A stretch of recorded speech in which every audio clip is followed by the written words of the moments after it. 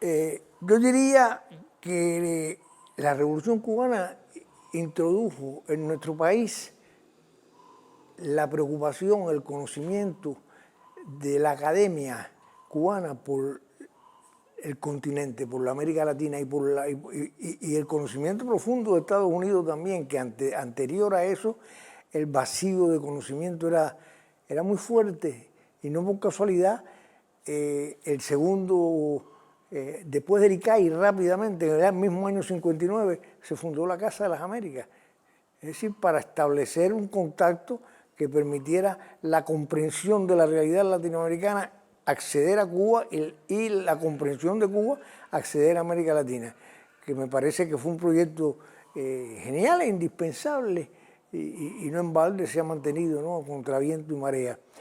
Entonces, América Latina empezó a ser conocida a fondo. Ni siquiera el Martí profundo, latinoamericanista, profundo, el Martí de Cuaderno de Nuestra América. En mi juventud yo no conocí el Martí de, ¿cómo se llama?, de Nuestra América, del ensayo de Nuestra América. Yo no lo conocí, no se estudiaba. El Martí que se estudiaba era el Martí de los versos sencillos, de los versos libres, de la poesía, en fin, de Ismaelillo, etc. Pero el Martí periodista, el Martí profundo, el Martí analista, estudioso, no se conocía. Y yo creo que empezó a conocerse realmente, en realidad. Digo, se conocía por algunos grupos pequeños que lo estudiaban, pero muy pequeños, sobre todo el grupo católico de Orígenes, que hizo ya, antes de la Revolución, los primeros aportes al conocimiento martiano. Pero fundamentalmente el aspecto político y social del pensamiento de Martí entró a circular en Casa de las Américas en primer lugar y posteriormente ya cuando se fundó el Centro de Estudios Martianos, etc. Entonces, aquí, después de Casa de las Américas, yo creo que las otras revistas que se dedicaron o trataron el tema latinoamericano, Casa de las Américas mayormente desde el punto de vista literario, pero también del pensamiento, pero fueron la revista Tricontinental vinculada a la celebración de la Conferencia Tricontinental y la revista Pensamiento Crítico, que existió entre 1967 y 1971, solo 5 años, pero era una revista mensual, así que publicó 53 números, es decir, era una revista de más frecuencia que la que tiene Casa de las Américas, o que la que es trimestral, o que la que no sé cuál es la frecuencia que tiene ahora Cuaderno de Nuestra América, pero en mis tiempos tenía una frecuencia semestral, ahora no sé cada cuánto tiempo es trimestral ahora. Bueno, menos mal, porque una revista semestral es demasiado espaciada. Pero bueno, es que en aquel momento era una revista de un centro de estudio, no una revista de un abanico tan amplio de participación como es ahora. Entonces realmente diría yo que he tenido además la suerte de participar en 3 proyectos, suerte que no han tenido mis compañeros, me parece que es lo que me distingue de ellos, que también como soy más viejo, y soy quizás uno de los pocos que queda vivo, de mi generación. Yo tuve la oportunidad de participar en el proyecto de Pensamiento Crítico, aunque nunca publiqué un artículo en Pensamiento Crítico, nosotros no lo hicimos para publicar nuestros artículos. De hecho, de los miembros del Consejo de Dirección, solo Fernando Martínez publicó 2 artículos, Berlara creo que publicó 1 o 2, y Jesús Díaz publicó un artículo en Pensamiento Crítico. Los demás nunca publicamos en Pensamiento Crítico, porque era una revista para publicar a otros, no para publicarnos nosotros. No nos sentíamos con madurez suficiente todavía, en realidad, para publicarnos.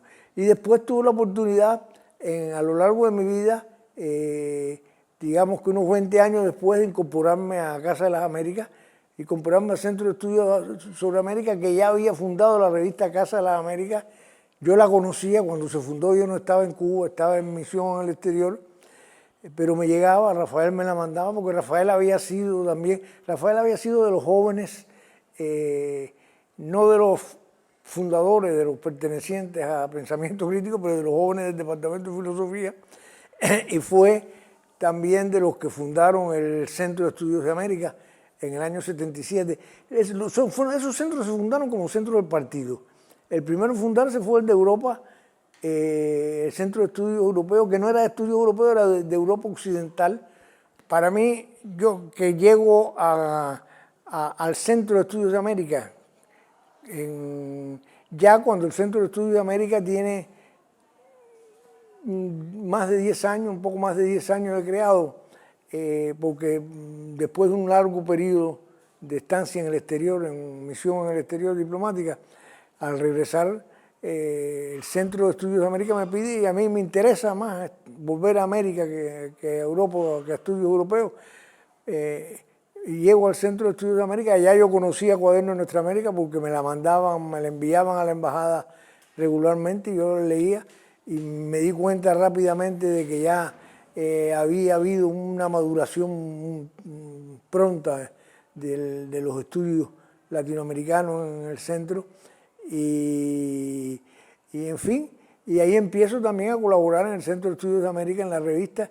Realmente yo debo tener otras colaboraciones, tengo otras colaboraciones más breves, como reseñas de libros y eso, pero artículos de contenido, tengo 5 artículos de contenido en esa revista. El primero, que fue sobre Cuba, porque fue en el primer número que se hizo dedicado a Cuba, que fue a finales del 90 o principios del 91, tenía que ver con la caída del campo socialista. Entonces se hizo, se acopió. Ya Cuba empezaba a ser un dilema. El modelo cubano, hay un modelo cubano, se rescatará el modelo cubano. Entonces Rafael organizó un número dedicado a Cuba, y yo ya participé en ese número, más con un background fuerte que yo tenía, que era los estudios de las relaciones Iglesia-Estado en Cuba, que yo las había trabajado mucho. Entonces pues me pidió que hiciera un artículo, una colaboración para ese número sobre ese tema, y la hice ya después, posteriormente, en el número, eso fue creo el número 15 o el 16, en el número 18 ya yo colaboré con una síntesis de la investigación, de la primera investigación, el primer trabajo de investigación que hice, que fue sobre Haití, porque había tenido lugar la caída de Duvalier, la elección de Jean-Bertrand Aristide, la esperanza de que en Haití surgiera una situación que pudiera mantenerse, que no se mantuvo por el golpe de Estado y porque Aristide fue cooptado rápidamente por los Estados Unidos, por el sistema, por el régimen, y devuelto a Haití ya domesticado. Cosa terrible, ¿no?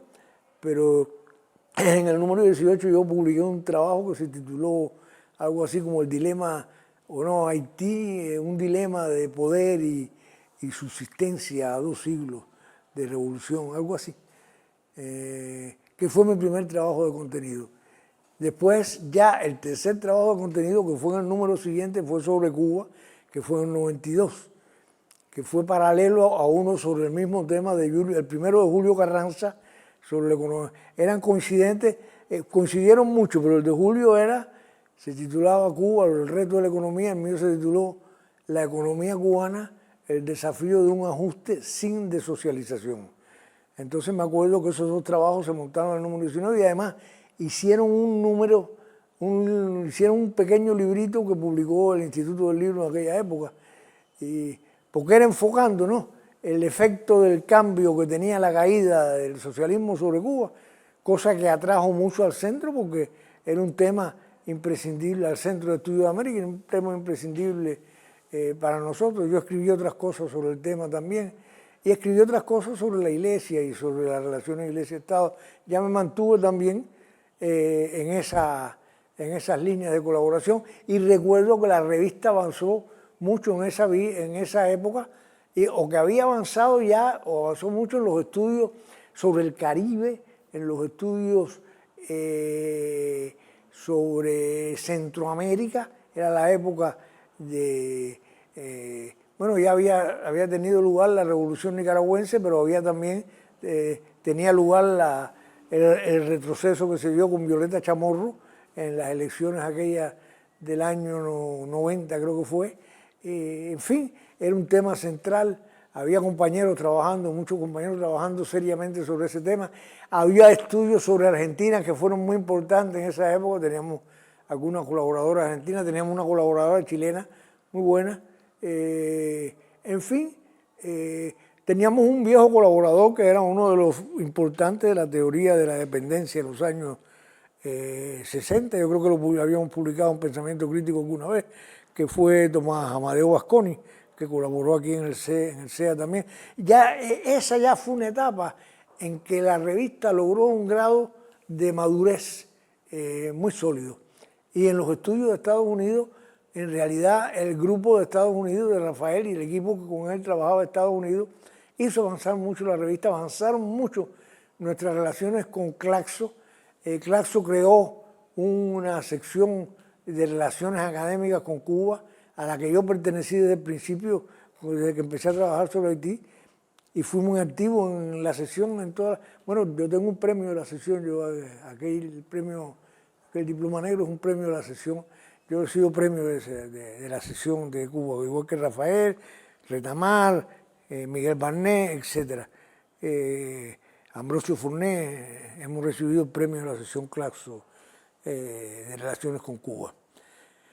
Por el aporte, ¿no?, a las buenas relaciones, a la presencia de Cuba en Claxo y a las buenas relaciones en los estudios latinoamericanos con esa institución. Entonces la revista ganó mucho prestigio en esa época y yo creo que ese prestigio, después que nosotros salimos de la revista, el grupo nuestro salió de la revista, Rafael, y se dedicó, Rafael creó temas. En realidad yo dejé de participar en la revista no por ninguna diferencia de tipo alguno, sino porque me empecé a participar, se alineaba más a mis motivaciones de configuración la revista Temas que Cuaderno de Nuestra América. Entonces me dediqué más, participé más, mi participación basculó hacia Temas junto con Rafael.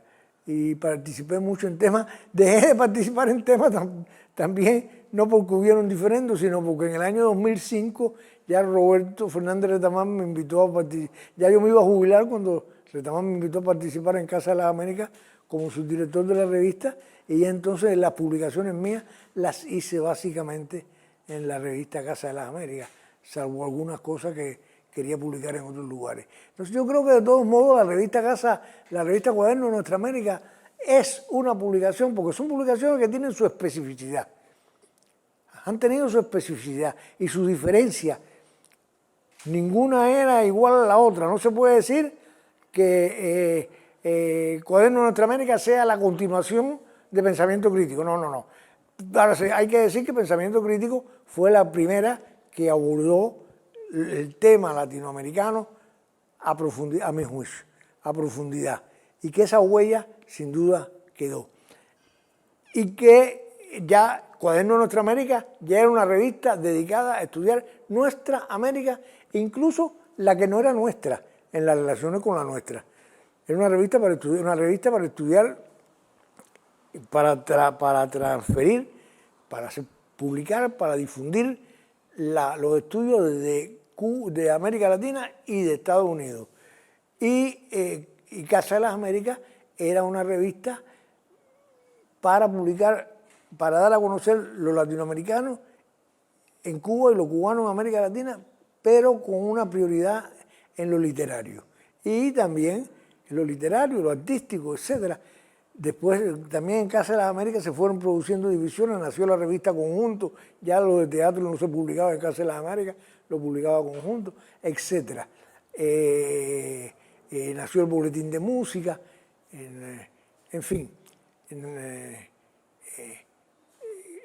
Pero Casa de las Américas fue una revista fundamentalmente literaria, aunque también incluso Roberto Fernández Retamar tuvo un peso muy fuerte en los estudios martianos dedicados al colonialismo, es decir, a los estudios contra el pensamiento colonial, contra la impronta colonial que mantuvo, que Martí avisoró que podría venir en el cambio de siglo, y que se mantuvo y se desarrolló.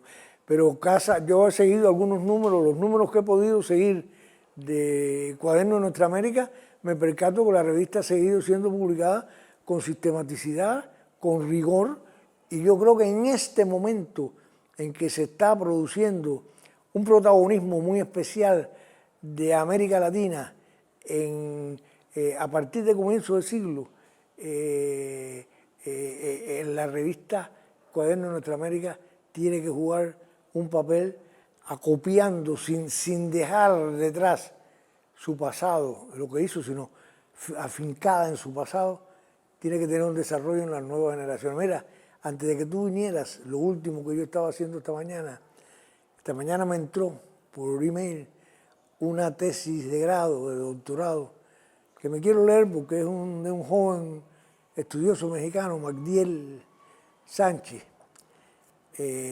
titulada Las dos revoluciones herejes, algo así, que es la revolución cubana y la revolución bolivariana. Entonces, un estudio, en sus primeros años, es un estudio, parece que comparativo entre los primeros años de la revolución cubana y los primeros años de la revolución bolivariana.